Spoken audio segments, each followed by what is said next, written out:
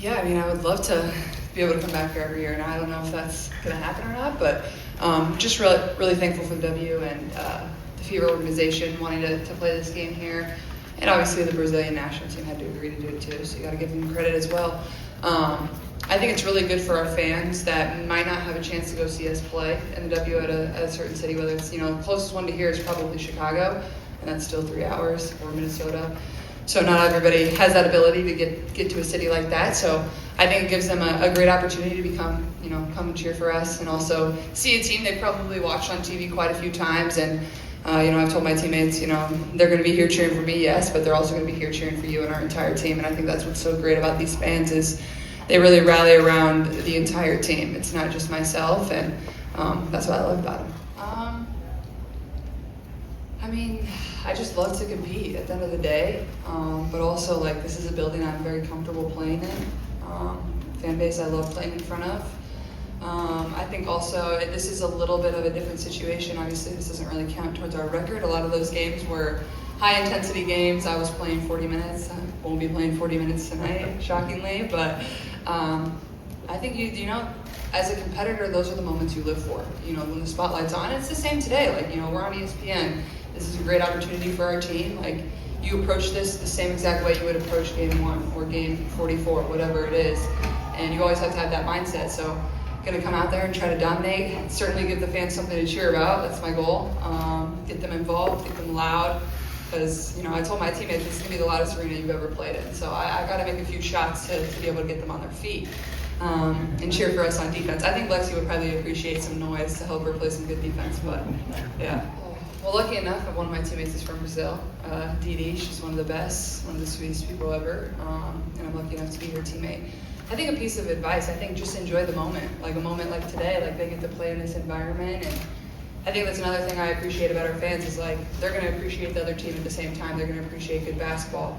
So I think just live in the moment, soak in every single opportunity, especially a lot of those young ones that I don't even think have got to college, some of them, and some in college now, Those are some of the best memories I have in my entire life, so just soak it in and enjoy it. And Brazil's going to come out and play hard. That's what you would expect. Obviously, we only really have one game of tape on them. Having played the Sky a couple days ago, but they're going to come out and play hard, long, athletic. So we'll try some different stuff, and more than anything, this is an opportunity for us to really work on ourselves and build chemistry and get better. Yeah, I didn't expect anything else. That's exactly what I would have expected from them. And, once I leave college, I'm still going to be a Hawkeye, and I really appreciate their support. And I'm sure they've come to love a lot of my teammates, whether it was last year, and then they'll find some new ones to cheer for this year. And, hopefully we can give them a lot of wins to make them happy. But I think that's, like I said, one of the best parts about the fan base is it's not a one-player thing. And it was the same thing during my time at Iowa. You go down the roster, and they loved every single girl on the team, whether they played 40 minutes a night or whether they never got in the game. There was still a love and appreciation for what they brought, and it's the same now that I'm in the W. About that, certainly we're not shying away from the position that we're in, but we also have to create layers and boundaries around ourselves. There's a lot of stuff outside the building that happens. There's a lot of stuff inside the building that happens, but at the end of the day, we ultimately have to protect what's in our locker room, and being able to layer ourselves, being able to not get caught up in all of that stuff outside our building, being able to make sure that every day, we're focusing on the we of our team. Every day we're focused on our goals. Every day we're focused on staying disciplined to the things that are going to allow us to have opportunities for success. We talk a lot about controlling the things that you can control. We can't control all that, right? We want to enjoy it, certainly. We want to make sure that we're putting on a good show, certainly. But at the same time, at the end of the day, our goal is to be better today than we were yesterday. We have to keep the main thing the main thing. Yeah, I think it is. Number one, it challenges us to be able to go quickly into a new scouting report. How much information can they absorb, in less than 24 hours? What will we be able to do from a game prep standpoint? And number two, it challenges our mental and physical fortitude. One of our core values is mental toughness. We have to be able to lock in, and I thought we showed great mental toughness in our game yesterday, and our ability to stay locked into the moment, our ability to rely on our defense when we weren't shooting the ball well, to make plays when necessary. And I think we're going to have to carry that over and be able to do that multiple days in a row.